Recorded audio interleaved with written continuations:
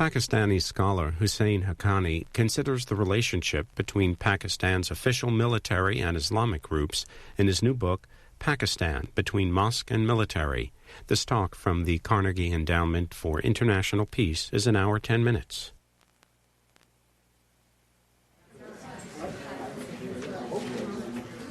Good morning, everybody. I'm Jessica Matthews, president of the Carnegie Endowment. It's a great pleasure to welcome you all here to what has been for us a very eagerly awaited and I think a very important event, the launch of Pakistan Between Mosque and Military. In looking at the history of Pakistan with a fresh eye, I think that Husain Haqqani's new book not only tells us a great deal about Pakistan's history, but carries important messages and lessons about its future and about the future of one of the most critical, most difficult, and perhaps most dangerous countries on the planet. Haqqani's own life reflects to some degree the story that he has to tell.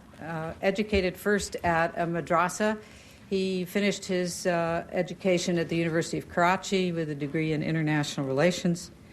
His career has spanned journalism, government service, and diplomacy. In the years following the Iranian Revolution, he wrote on Muslims in China and East Asia and on Islamic political movements around the world for Arabia, the Islamic World Review. He later covered the war in Afghanistan for the Far Eastern Economic Review and acquired a deep understanding in that period of militant Islamism.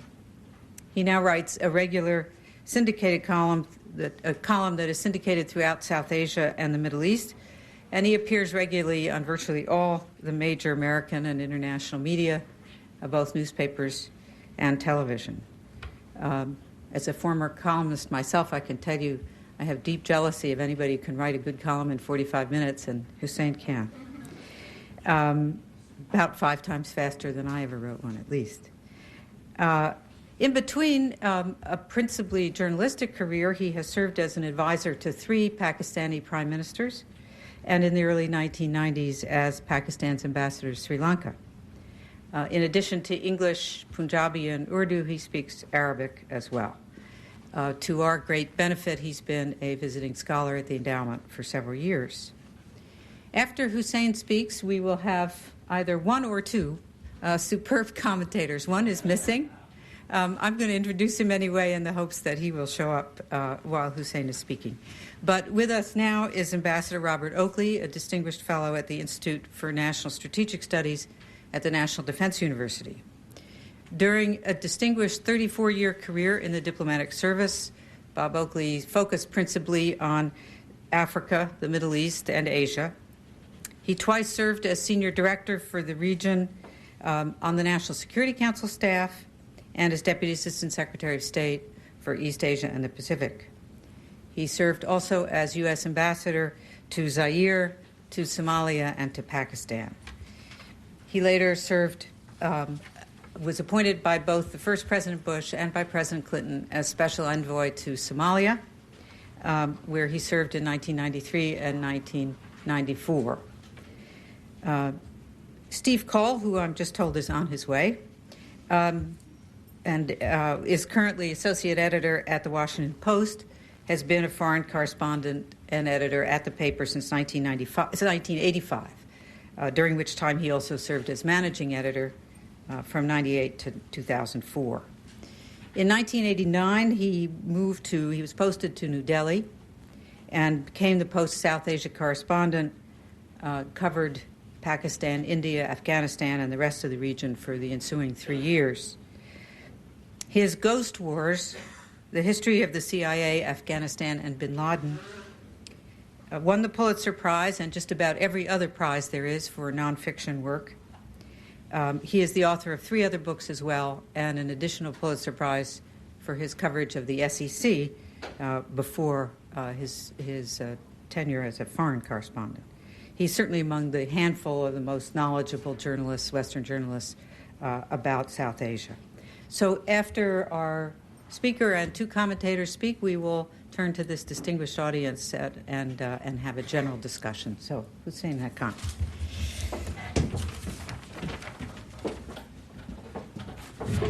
Thank you very much, Jessica, for those kind words. Let me begin by saying that Pakistan between Mosque and Military is an attempt on my part to try and explain what I consider to be Pakistan's 5 major paradoxes. The first of these paradoxes, especially for an American audience, is that Pakistan has been an American ally since the 1950s. However, every now and then Pakistan is seen as a center of anti-American activity or something or the other that has to do with hostility towards the United States. So the paradox between alliance and hostility. Second, Pakistan is a South Asian country by geography and history. Yet Pakistan's political pattern is more Middle Eastern than it is South Asian. For example, every country in South Asia, including Nepal, by the way, has had a change of government through election. Pakistan is the only country in South Asia that has never changed its governments through a democratic process. Similarly, all other South Asian countries have managed to have a genuine contestation for power over long periods of their history. India and Sri Lanka absolutely consistently, Bangladesh with fits and starts, and Nepal is still struggling with the democratic idea. But Pakistan, on the other hand, has consistently had authoritarian rule interspersed with elected civilian rule, which has not been fully democratic either. The third contradiction seems to be that although Pakistan has not been able to work democracy, or seems at least not to have been able to work democracy, 30 years of its 50 years of existence having been under direct military rule and the military having been a major player in the other 28 years, yet Pakistan has democratic aspirations to an extent where no military leader in Pakistan has been able to say that he derives legitimacy just by being there. Each military leader has made the argument that he is trying to strive for genuine democracy. So the aspiration for democracy is very strong. The legitimacy of military rule is always questioned, and yet the country continues to be dominated by the military. The fourth paradox in case of Pakistan that I think people find interesting is that it has an overwhelmingly moderate Muslim population. When you meet the average Pakistani, and almost everyone in this room has encountered many of us, you will find that most of us do not espouse extremist religious ideas. Most of us are religious, but at the same time very open to westernization, very open to dealing with the rest of the world in very contemporaneous and modern terms. And yet, in Pakistan, one sees a current of radical or militant Islamism that has been at least outwardly dominant in its political life. So that paradox, why is it that you have an overwhelmingly moderate population? And it's moderate in many, many ways. For example, in electoral terms, Pakistan's electorate has never elected Islamists in any significant way. In the 2002 election, in which both the major secular parties were kept out of the political fray by sending their leaders into exile, even then, the Islamists only got 11% of the votes, even though they ended up with 21% of the seats in parliament and control of two provinces bordering Afghanistan. And yet, even though it was 11% of the vote, their vote share in absolute terms has not increased since 1970. It's more or less been stagnant. It's the same few 100,000 people who in an election vote for the Islamist parties. So in some ways, the fear in Washington that if there is ever democracy in Pakistan, the Islamists will sweep to power a la Egypt or some of the other Middle Eastern countries is just not borne out by history. And that is one of the country's paradoxes. And the fifth paradox is that since its inception, Pakistan's leadership's principal focus has been national security. In the pursuit of that security, Pakistan has acquired nuclear weapons, it has acquired nuclear missile technology, and is continuing to pursue that. And yet, Pakistan seems to have a tremendous sense of insecurity. So for a national security state, it is an inherently very insecure state. And what are the factors that contribute to that? So these are the 5 paradoxes that I identified as a Pakistani, and as a Pakistani sitting here in Washington and looking at my country and analyzing a lot of stuff that while living there, I never got to look at in the same dispassionate way that was afforded to me by the Carnegie Endowment for International Peace and by Jessica Matthews personally with her continued patronage and attention. And in the process of doing this, I discovered that basically at the root of it all are the circumstances of Pakistan's birth. Pakistan was created in a hurry. The idea of Pakistan had not yet fully matured when it was created. Pakistan's founder, Muhammad Ali Jinnah, campaigned for Pakistan, but unlike many other founders of nations, didn't write a whole book explaining what this country is going to be like. So after his death, which came within a year, Pakistan's future was open to interpretation by many people. And the Islamists, of course, took a lead in that very early on in Pakistan's history. But the other complication was that Pakistan, even though united by religion, a common religion, Pakistan was meant to be the homeland of the Muslims of South Asia. Pakistan had several ethnicities. And the Pakistani elite of the time was not sure that it would be able to juggle and balance the various ethnicities in a democratic process. And then Pakistan had another issue, and that was that the British had, during their period of ruling British India, the British had evolved a notion of martial races, that certain ethnic groups in India are martial and others are non-martial. And some of these major martial races came from what is today Pakistan. So 1/3 of the British Indian Army happened to be from what is today Pakistan. But when partition took place between India and Pakistan, and although I have touched upon the subject in my book, partition is not the subject of my book because I feel that India, Pakistan, and the world need to move beyond partition instead of just analyzing whether it should have been or shouldn't have been. When partition took place, Pakistan got only 17% of British India's revenues, but 33% of British India's army. So the Pakistani state was dominated by the army from day one. It had a bigger army than it had revenue sources. And that army had to conceptualize a future in which it would be able to retain its unity and would be able to pay for itself. And in that process, Pakistan, what I call Pakistan's strategic paradigm, was developed. And that paradigm was that for national unity, we will turn to religion, Islam, instead of to the consensus of the populace or the consent of the people.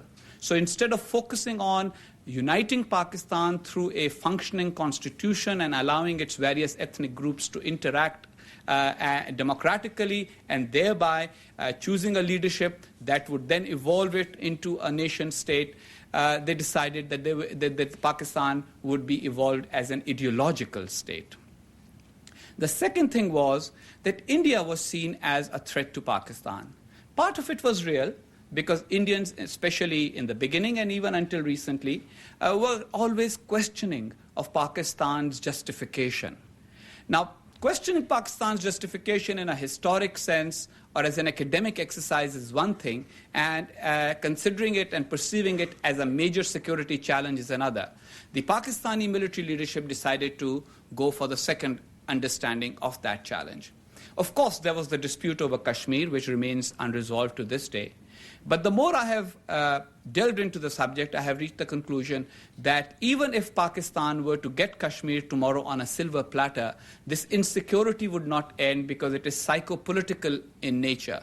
After all, India has the history. India got the capital of United India. India got state institutions that were already there. Pakistan had to build from scratch. And therefore, Pakistanis are far more sensitive to the questioning of their nationhood than the Indians are, because India is a historical state. Pakistan, on the other hand, is a state based on an idea, based on a concept, based on the aspirations of people exercised at a particular time in history. So, the third paradigm, the third part of Pakistan's strategic paradigm, which would be of particular interest to this audience, is that the Pakistani elite, very early in Pakistan's history, decided that someone has to foot the bill for Pakistan being a national security state. And when they looked around, the logical choice was the United States of America, because the United States at that time was embarking on the Cold War, and Pakistan's elite thought that they are strategically very well placed to ask for a share of the spending that was being undertaken by the United States during the Cold War. It is very interesting that soon after coming to Washington, Pakistan's first ambassador to the United States wrote back to Pakistan's founder, Mr. Jinnah, and my wife, who is in the audience, is smiling because he was her grandfather.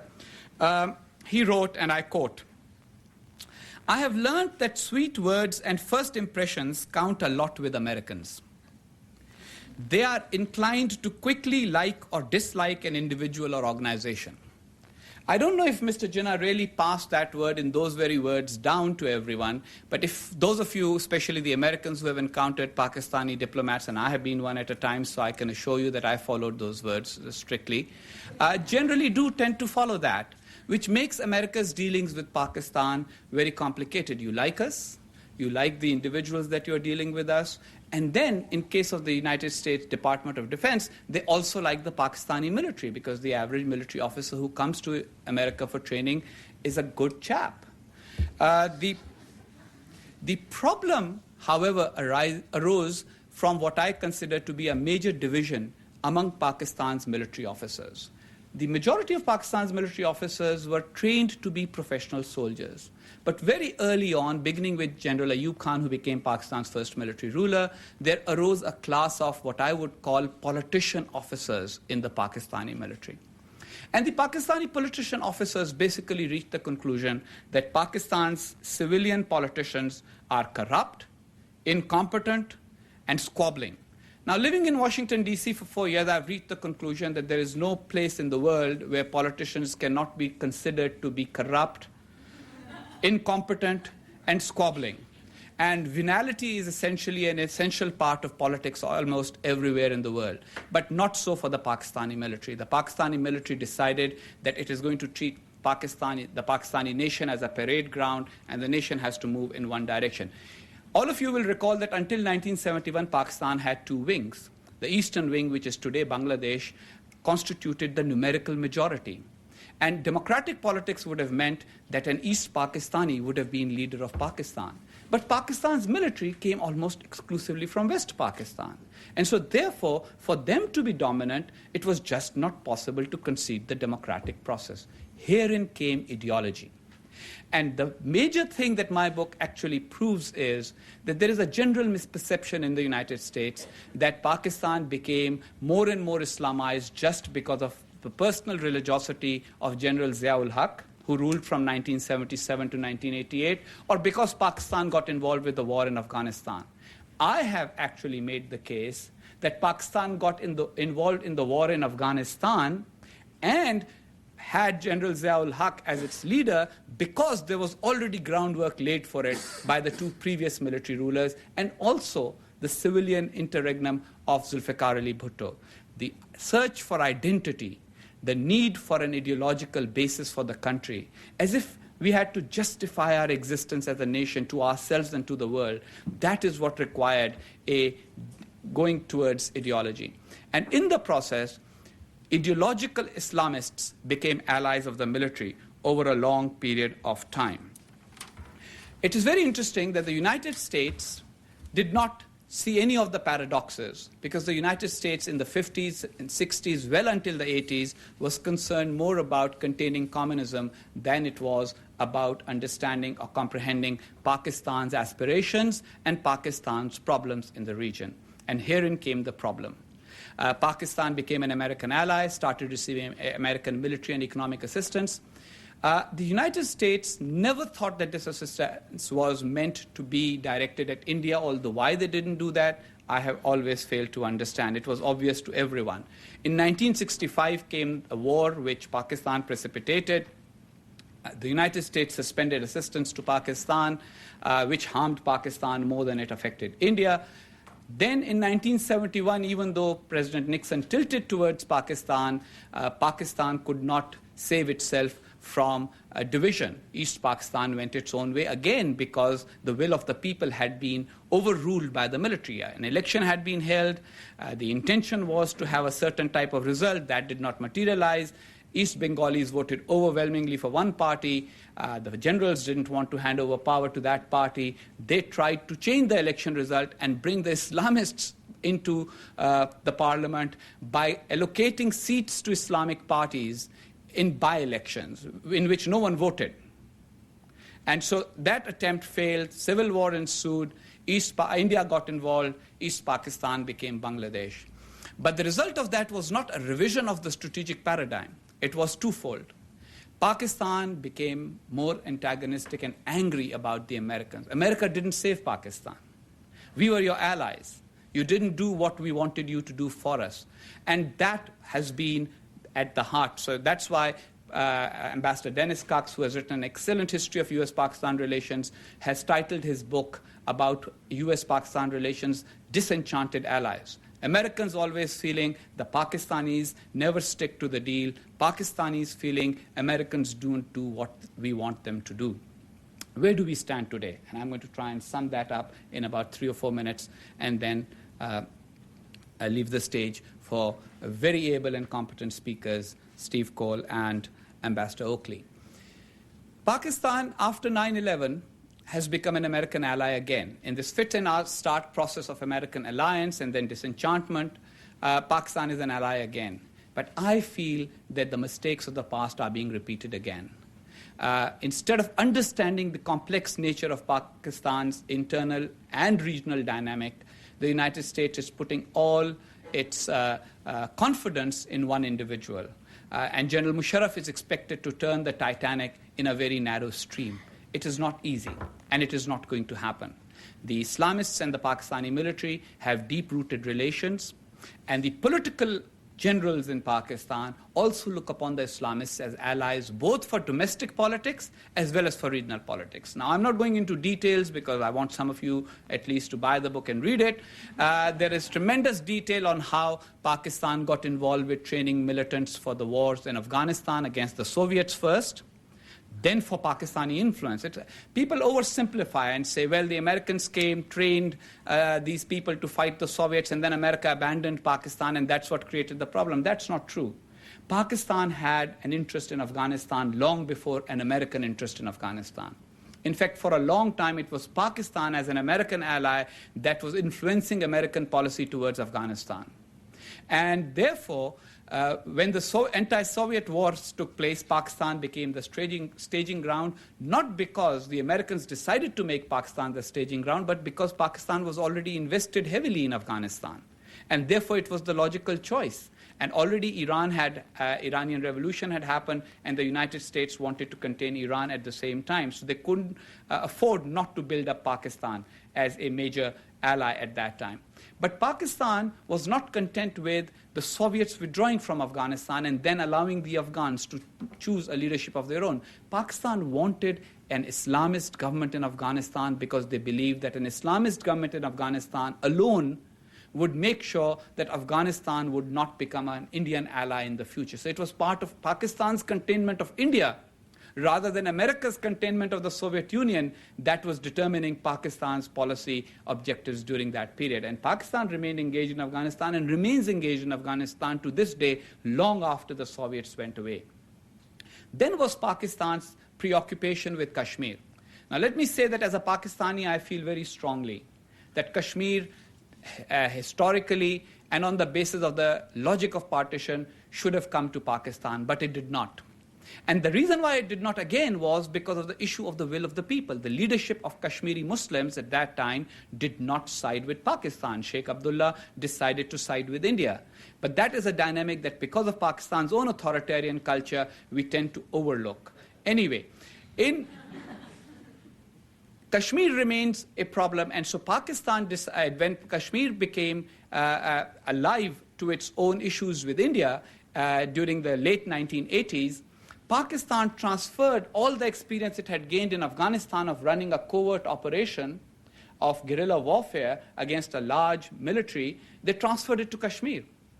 But what happened, and initially, a lot of indigenous Kashmiris were part of it. But again, indigenous Kashmiris could also have opted for other options, like a new arrangement with India, like independence, like going a third way. And because the Pakistani military wanted to control that, they introduced Islamist elements into Kashmir.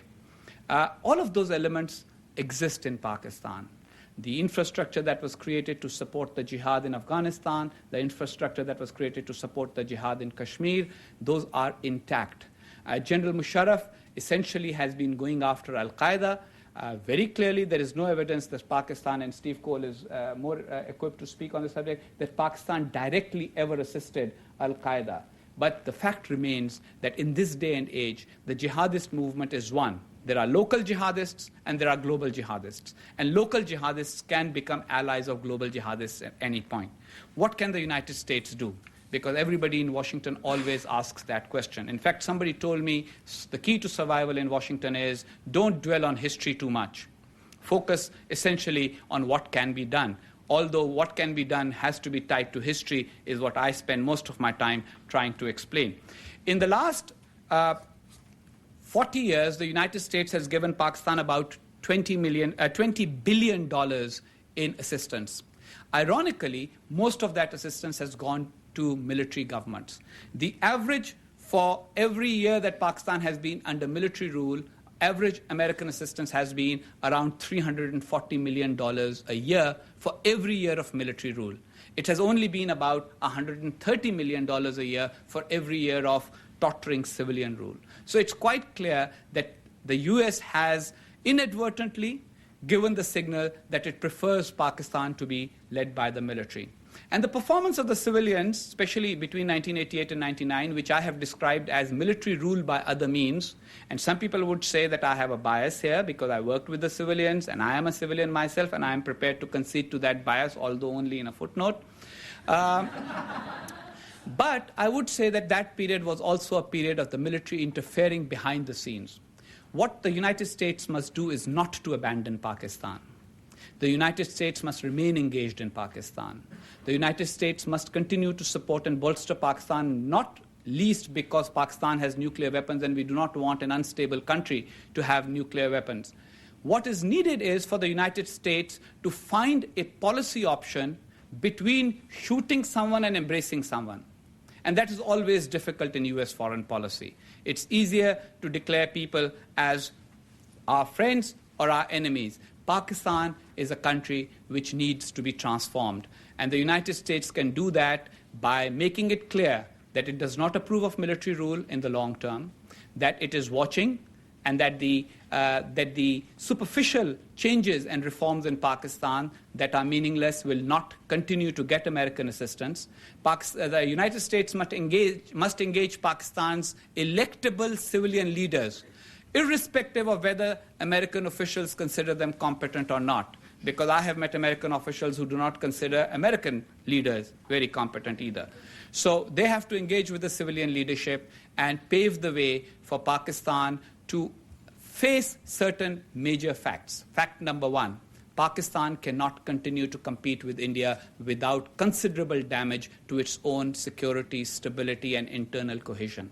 Fact number two, Pakistan need not play the great game of the 19th century that its military has inherited from the British, and Pakistan should give up attempts to try and create a government in Afghanistan that is a client of Pakistan. And at the same time, Pakistan should invest in its people and in its own internal stability. At the time of partition in 1947, what is today Pakistan had a literacy rate of 16%. What is today India had a literacy rate of 18%. Although Pakistan has made progress in the area of nuclear technology, in the area of missile technology, Pakistan's literacy rate, according to the World Bank, has gone up only to 35% in 58 years. India now has a literacy rate of 65%. So Pakistan has clearly lagged behind in investing in its own people, and without that investment, Pakistan cannot continue to live as a rentier state, living off the rents of its strategic location, receiving the aid from the United States just because it happens to be located in a convenient place on the world's map. Thank you all very much.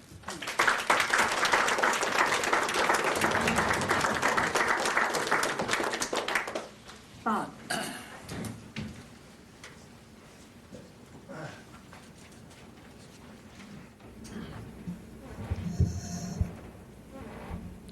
Husain, I think you've done a wonderful job with your book and summing it up for us today. And I first knew Husain when he was working for the Far East Economic Review in Pakistan.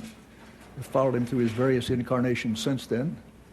And it's very interesting how his different lives, if you will, have contributed to his insights which go into the book. In addition to the scholarly work that you've done and your repertorial work, it's obviously what you've lived through, which has really shaped your thinking, and I think it's a wonderful book. It is a wonderful complement, if you will, to Steve's book, covering a narrower period, but I think what you've done in showing us the history of the development, I think, is wonderful. I mean, of course, the recent events have catapulted Pakistan back into the center of attention. What your book has done is to show us how this has evolved over time and just how complicated and how difficult it is.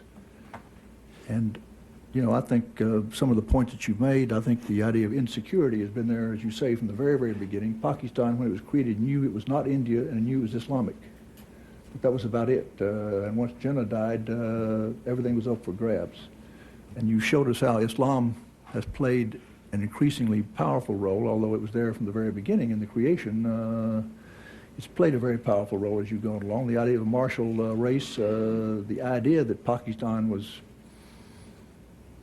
a martial race has also, as you say, influenced what's going on. And I think that one point that I think you could have made a little bit more of is the way in which not just the military has found it convenient to ally itself with the Islamists and their influence, whether it's demonstrated at the polls or whether it's just behind the scenes. I mean, we've seen special interest groups who don't have a great showing at the polls, who nevertheless have a tremendous amount of influence upon policy, whether it's in this country or others. So that's not unusual, I think. I think too much has been made out of the fact that they don't get a lot of votes, but the power is there and people have realized it. But the civilian politicians have also realized this. And they have made common cause with Islamists on occasions for their own reasons, not simply because they wanted to get along with the army, but for their own reasons. And our friends in the PPP, of course, made an alliance with the JUI and Fazlur Rahman, who was one of the driving forces behind the Taliban and the Islamic extremism up in the Pushtu area along the Pakistan-Afghan border. And there was this vision of Pushtu shared by Mrs. Bhutto's principal advisor, Mr. Babar, who felt that somehow the Pushtu, another element, could somehow be used for Pakistan's advantage. And that helped also in the development of the Taliban, which they evolved, was taken prisoner, if you will, by al-Qaeda. So Pakistan might have not started off by helping, but at the very beginning, ISI was not pushing the Taliban.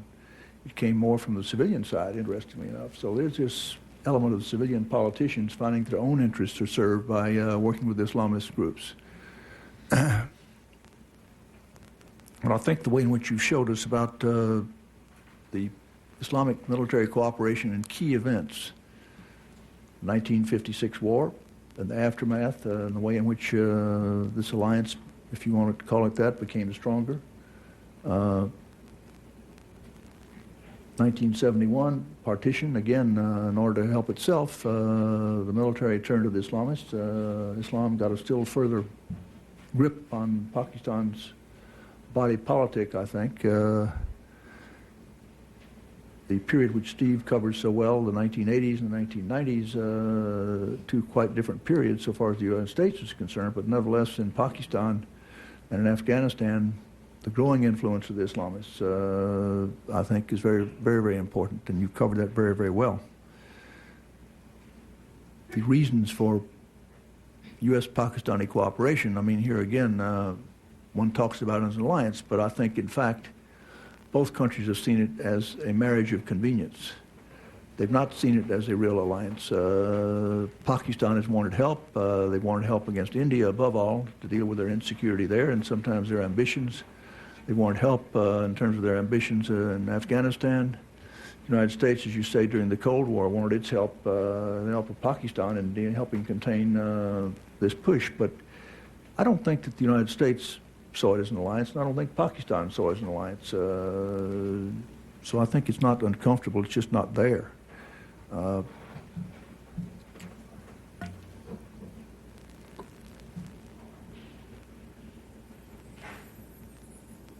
But the Pandora's box that was opened, and I think the period of the 1990s,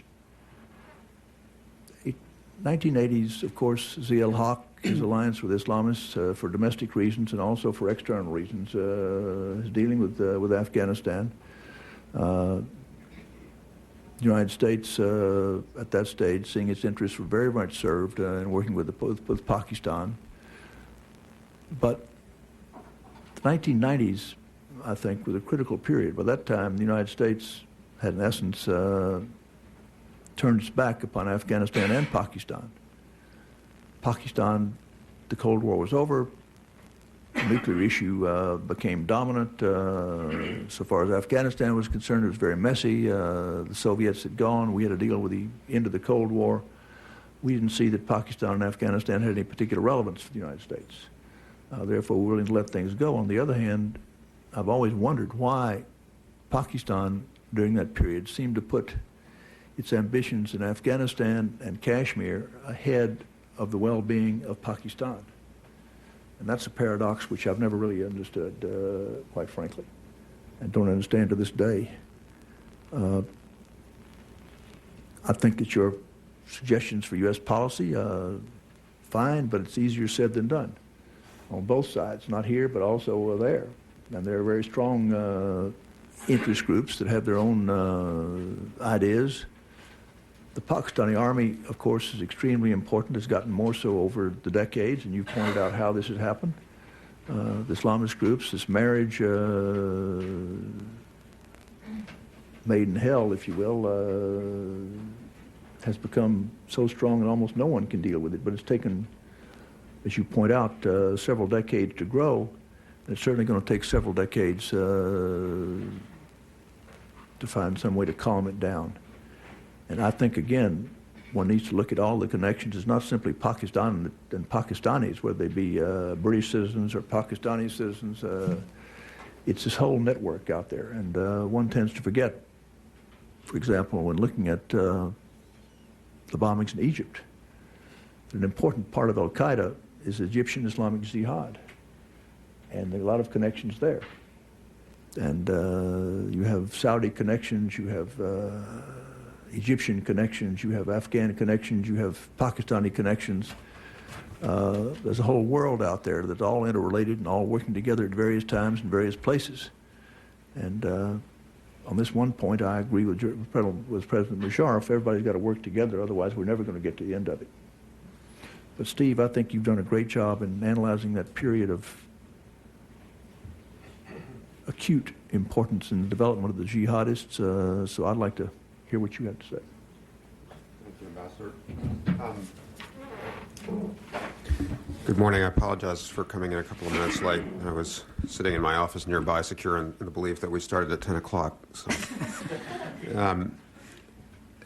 I like to congratulate Husain on this very important book, and I'm afraid, as recent events have reminded us again, timely.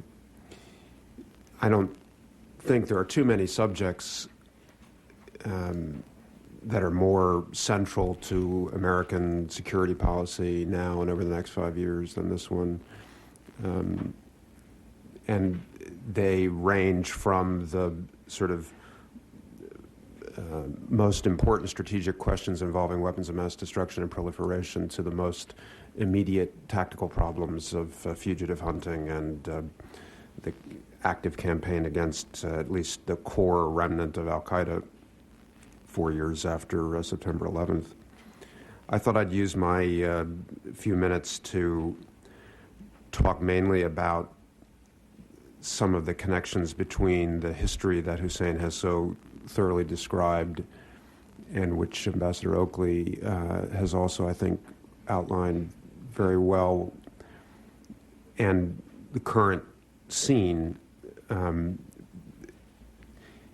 the hope that that might also shape some of the discussion that follows. And I want to just pick out a couple of other themes that that Husain and the ambassador mentioned. First you have this problem of when you think about Islamists and the Pakistan Army, particularly the officer corps, thinking about general officers and corps commanders who really control the Army's assets and who are in many ways the kind of guardian council of the state of Pakistan and have been for some time. There's this very interesting sort of analytical problem. It's both a fact problem and also a problem of what sort of analysis and perception you bring to the question of the Pakistan Army and its motivations.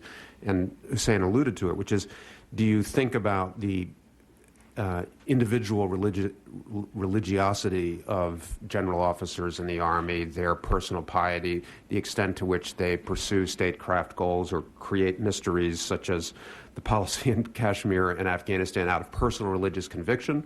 Or do you see this as actually disinterested statecraft and essentially the containment of India as a core motivation? And I think, obviously in most human affairs, there's no one single frame that you can use to explain something as complicated as the motives of the corps commanders in the Pakistan Army. But I do think we tend in the United States to underestimate the statecraft elements and to overestimate the role of personal religiosity. And that essentially the frame that Husain referred to does explain the mystery that Ambassador Oakley described, which is, however misguided, the belief that jihad was a strategic weapon to contain and also punish India during the 90s in particular.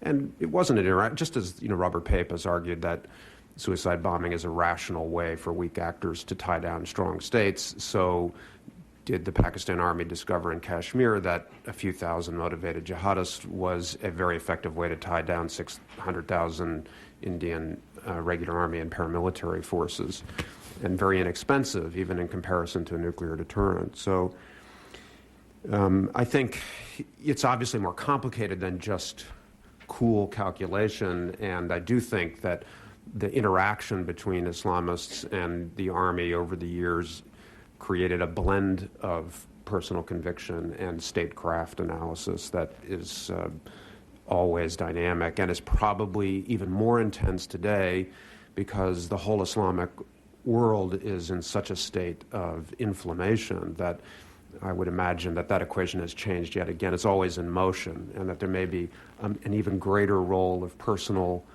conviction and religiosity in the statecraft that Pakistan is wrestling with now than in some previous eras. So what's going on now that is connected to this history? I mean, I just wanted to talk briefly about West and East, sort of the Afghan border and sort of the problem of Kashmir. I think that there appears to be essentially a three-pronged, low-level series of interlocking insurgencies or sort of tribal resistances along the Pakistan-Afghan frontier in which the Pakistan Army finds itself again involved. You have a sort of attempt by the remnant Taliban leadership to revive a Pashtun insurgency on Afghan soil. You have related Baluch insurgents attempting to contest state control in Baluchistan, and then you have in the federally administered tribal areas related networks of Pashtun/Baluch tribals harboring al-Qaeda elements and resisting what they would see as the Punjabi Army's attempt at occupation. And those three sort of insurgencies are essentially three faces of the same problem. And I think if you were omniscient and could really map them, you'd see quite a lot of interconnection among leadership and resources. And you've got the Pakistan Army, sitting down on top of this, attempting to suppress the insurgencies in some cases, but then connected to the MMA governments in Baluchistan and Northwest Frontier Province, which are nourishing insurgencies. So it's one of those formulations that I'm afraid is all too familiar from the history that Husain describes, but is especially, I think, dangerous right now. I think this is really the beginning of a pivot period along that frontier, and I think there's every reason to be concerned about how it's going to evolve over the next 18, 24 months. On the east side, it'd be very interesting to watch what we learn out of London about every time one of these events goes off, the jihadist networks end up, the consequence for them of these attacks is they light up their own network briefly in a fragmentary way. They end up exposing their own sort of supply lines in some sense because they pop into public view. And it'll be very interesting to see what becomes apparent as these cells are traced back. There's all sorts of questions that are completely unanswerable now, so far as I can tell, about the extent to which remnant leadership in the federally administered tribal areas is still operating or still attempting to operate, the extent to which Kashmir-focused insurgent groups based in Pakistan like Lashkar, Taiba, or Jaish-e-Mohammed ended up coming into contact with international jihadists.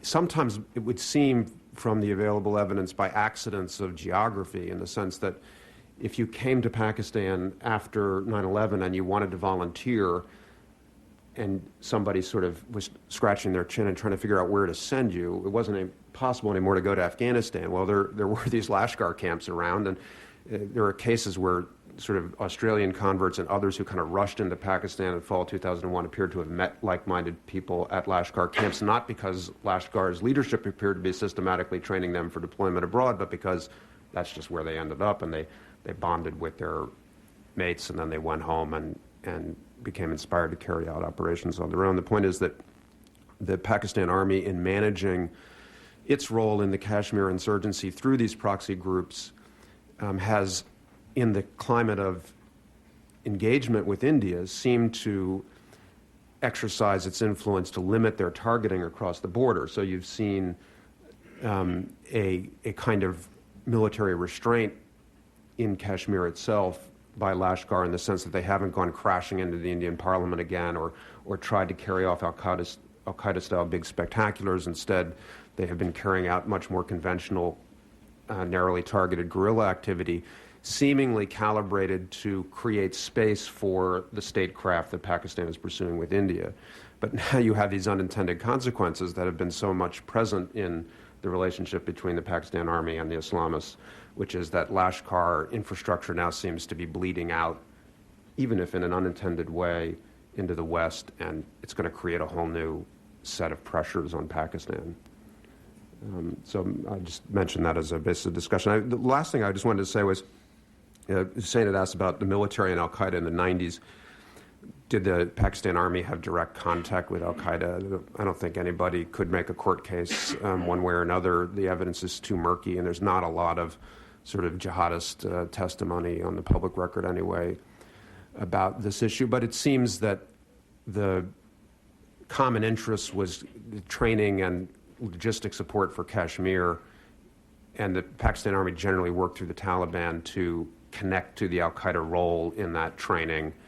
And certainly there may have been direct contacts between sort of colonel-level ISI types and al-Qaeda folks who were running the Kashmir-oriented and the anti-Northern Alliance-oriented infrastructure along the border, but certainly not collaboration at a kind of strategic level against the United States or that sort of thing.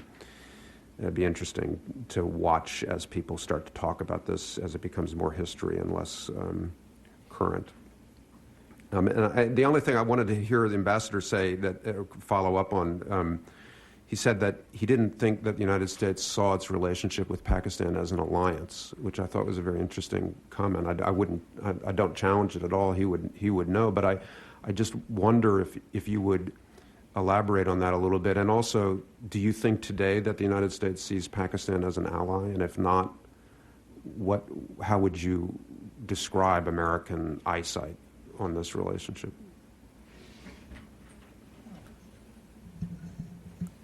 I say that because I don't believe the United States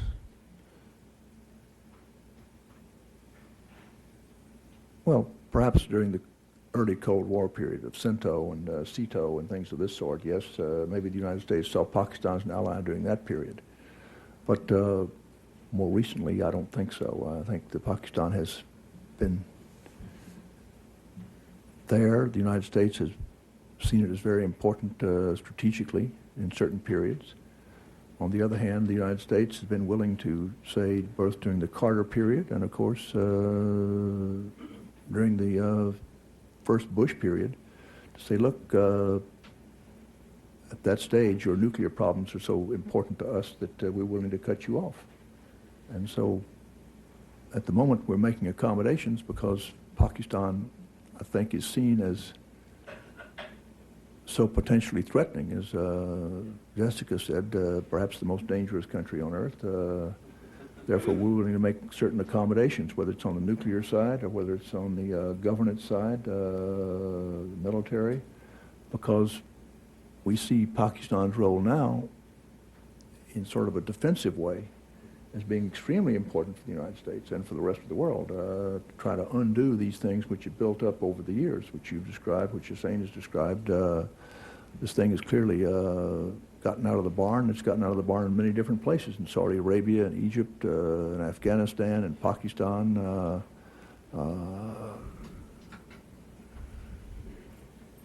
In England and France and Morocco and Spain. It's everywhere, but therefore Pakistan's relationships with the United States are extremely important. But again, I don't believe that it's seen as a fundamental ally. Let me broaden the discussion.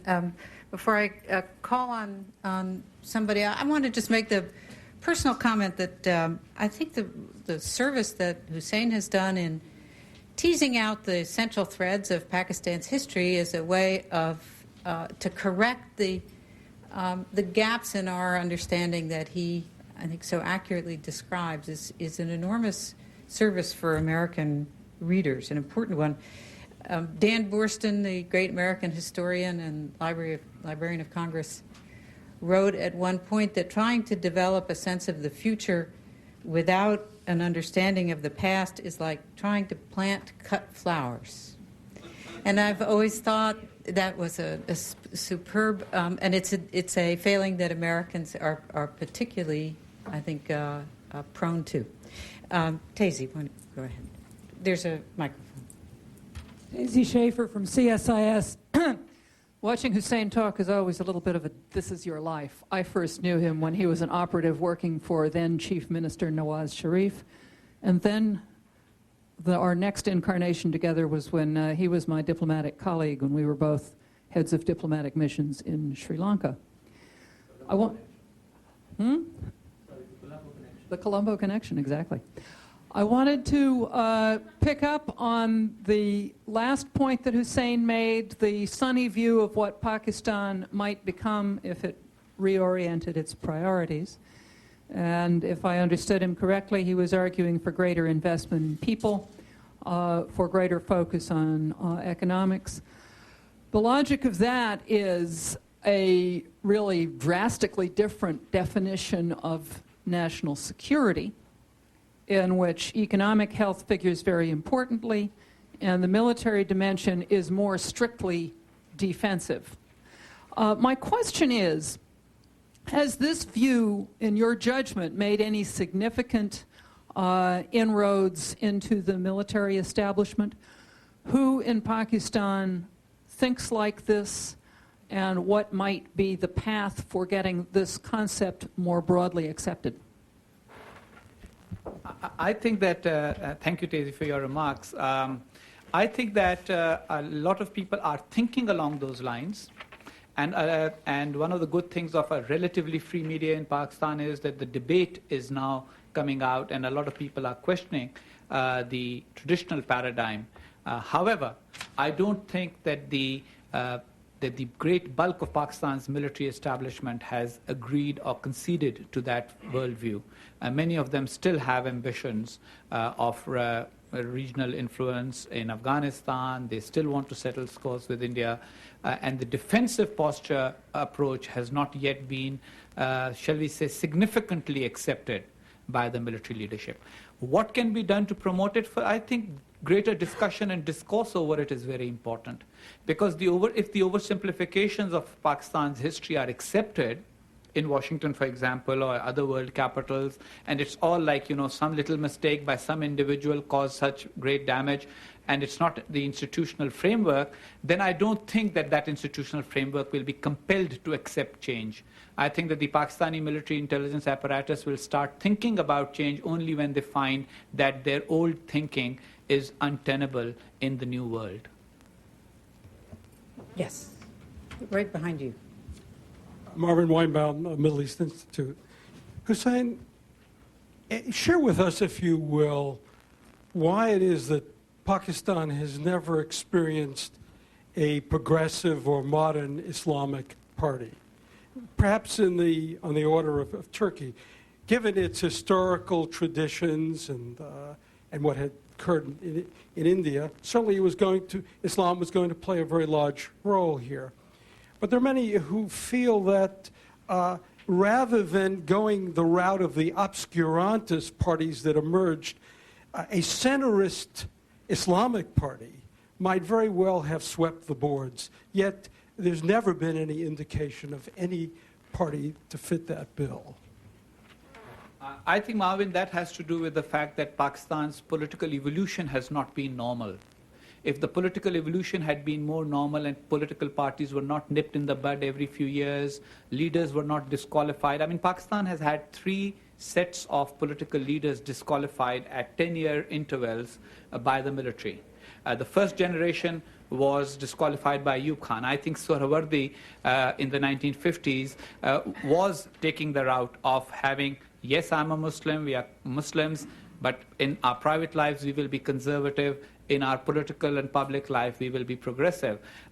He was disqualified in the 60s. Then Zulfikar Ali Bhutto came, and Bhutto's circumstances were very difficult. On the one hand, Pakistan had just been divided, and Zulfikar Ali Bhutto, of course, had a lot of baggage from his anti-American rhetoric during the campaign, which made him bend over backwards to try and accommodate, both the pressures of the military and the United States. And in the process, except for the first 2 years when he tried to be progressive, from the 3rd year of his government, he started embracing the obscurantists. And the Islamic parties essentially just condemn any Muslim individual who starts giving a progressive interpretation. Especially after Ziaul Haq, it's very difficult for people who have progressive interpretations of Islam to articulate those progressive interpretations. The way politics is going in Pakistan, it's only a matter of time before somebody does hit upon that idea. But the question is, will the machinations of Pakistan's politics, because and I've written it in great detail in my book about how the inter-services intelligence has a political wing that actually makes or breaks people's political careers. So if a political party starts and they see that it's going to start challenging their strategic paradigm, will that party be, nipped in the bud? That is the question that we have to watch out for in the future. Right here. Akbar Khwaja, World retiree, and now in Pakistan Senate. First of all, let me commend Carnegie and Husain for analyzing a very important topic. Question is that you picked up a title, Pakistan between mosque and military. Why did you pick up mosque rather than jihadis or Islamists? Because mosque, church, and synagogue, they're a symbol of peace. And reflection is that you are putting more and more in negativity. One thing. And second thing, how do you see the recent pact of 18th July on civil nuclear technology? You think it will open up the door for Pakistan? Thank you. On the question of the part of course, book titles is that a little alliteration helps. So Mosque and Military, there's a little alliteration. On the other hand, while I do believe that mosques are symbols of peace, as all places of religion ought to be, we must remember that Pakistan has the unfortunate recent history of people being massacred in mosques. And so, in fact, because my book covers not only the jihadists, it also talks about the peaceful aspects of Islamic religion being part of Pakistan's political life. So therefore, I thought that the mosque covers it better. It's not just about jihadis, it's also about you and me, the peaceful Muslims from Pakistan, because that is also a face that the world should see. Pakistan does not equal jihadis. Pakistan equals a lot of Muslims, an overwhelming majority of whom is not jihadist and is peaceful. On the subject of the increasing US-India collaboration, I think that that may actually have an interesting impact on Pakistan. I think that Pakistan will have to start rethinking, and I think there is opportunity for Pakistan to negotiate, because eventually the world has to find a solution for states that have already tested nuclear weapons and are not part of any restraint regime, India being one, Pakistan being one. For India, the US is trying to find a solution. I think the US will have to find a solution for Pakistan too. But the question is, will Pakistan be able to make that transition and say, we are going to be part of the global system, we are going to find a solution whereby we can have minimum deterrence, but we don't need anything more. And for that, Pakistan will definitely have to answer a lot of questions, especially about the AQ Khan network. Yes, in the back. Right. Walter Anderson at SAIS, Johns Hopkins. Husain, you recently sent me a piece that you had done, noting the remarkable situation we're in, where the U.S. seems to accept the ascendancy of India while having good relations with Pakistan at the same time. How do you think this is going to affect Pakistan's negotiations with India in the present current of negotiations, and how will Pakistan react to the U.S., especially given the events of last week, which tends to confirm some of the points that you were making? I will let Ambassador Oakley talk to the American position on the subject, but from the Pakistani perspective, my feeling is that Pakistan will stall the negotiating process at this stage, waiting, because Pakistanis have as Stephen Cohen says, they have a historic pattern also of using hope as a method. So, for example, in 1971, instead of solving the problem in East Pakistan, they just hoped that things will get so bad that the Americans will get involved and then they'll save us. And of course, that didn't happen. So I have a feeling that they will wait in a hopeful manner, that because Indian-American negotiations also have a history. I mean, maybe I should, so many people have written about it, but I would also like to have a go at it. There's an Indian-US pattern also. The Americans often get annoyed with the Indians because, the Indians don't bow sort of low enough, I guess. And so what if the American-Indian equation gets a little disturbed? And that's what the Pakistanis will wait for, in my opinion. Whether the India-US relationship and its depth is going to undergo any changes, and whether it will affect Pakistan, I would defer to Ambassador Oakley on the subject. Okay. All right, let's also in the back. Go ahead. Yes, Husain, you approach the role of the military and civilians in the civilian government as really being a matter, it seems, at the highest level of individuals or parties in their leadership.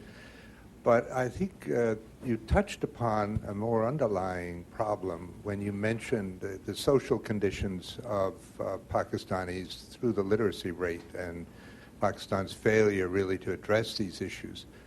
I don't understand how Pakistan can really develop the foundations for democracy without addressing the social conditions such as land reform and the relationship between power and at the top of Pakistan's hierarchy and ordinary people in rural areas and so on. It's remained untouched in many ways, unreformed. And I've noticed that President Musharraf, after coming in, has talked about political reform, but has not talked about economic reform or any kind of reorganization or attempt to reorganize the structures at the bottom. And I don't see how you can develop democracy and develop civilian leadership without sort of addressing the social issues in Pakistan more directly as perhaps the end of the string that you have to get to start change. That was Jerry Brennick from the State Department. Let me just say that it's a chicken and egg problem. Will democracy pave the way for social reform, or must social reform precede democracy? We've seen in India's case that social reform has come out of democracy, and India has been able to have the political institutions of democracy and at the same time proceed with social reform. So we find that, for example, for the last several years, the poverty rate in India is falling every year. On the other hand, in case of Pakistan, it's increasing every year, and now we have a situation where 33% of Pakistan's population lives below the poverty line, and another 21% lives just above.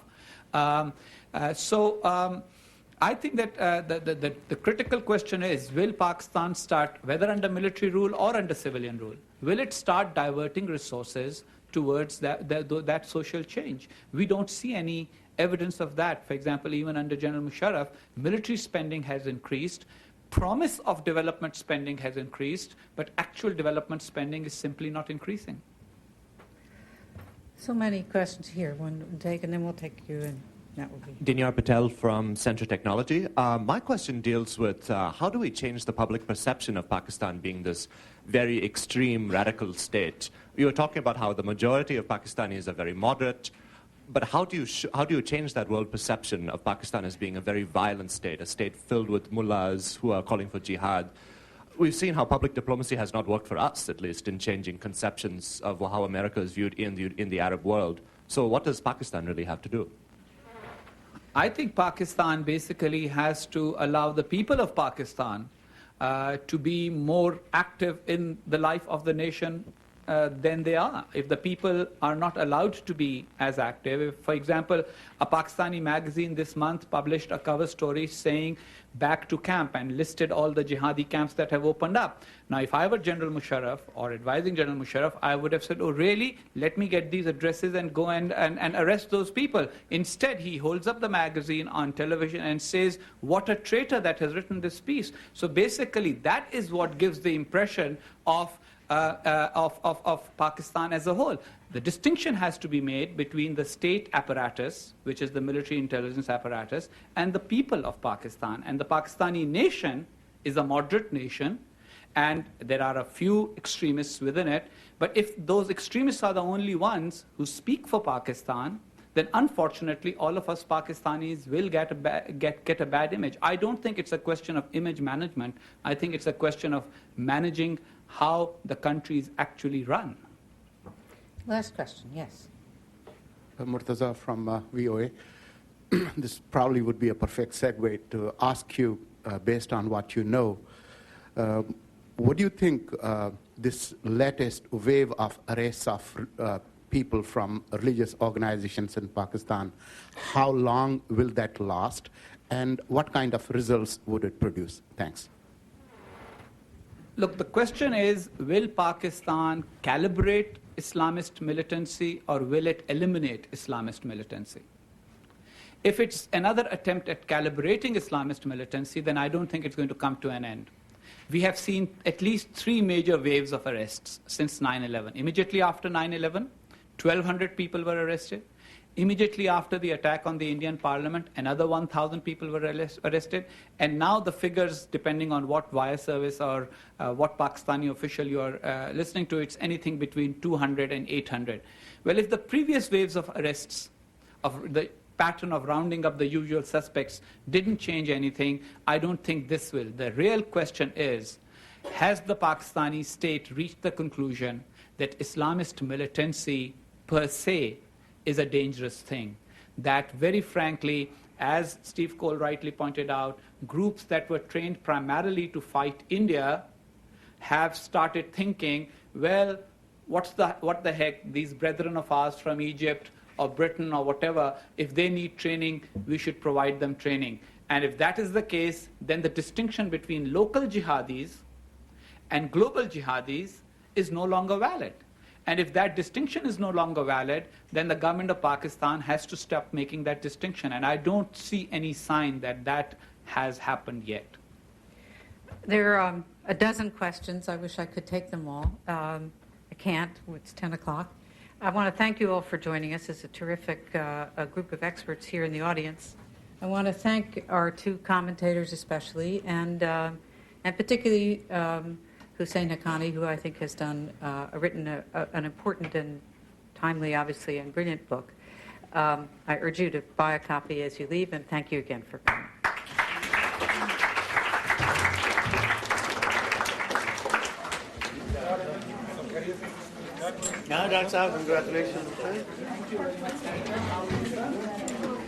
Husain Haqqani served as Pakistani ambassador to Sri Lanka from 1992 to 1993.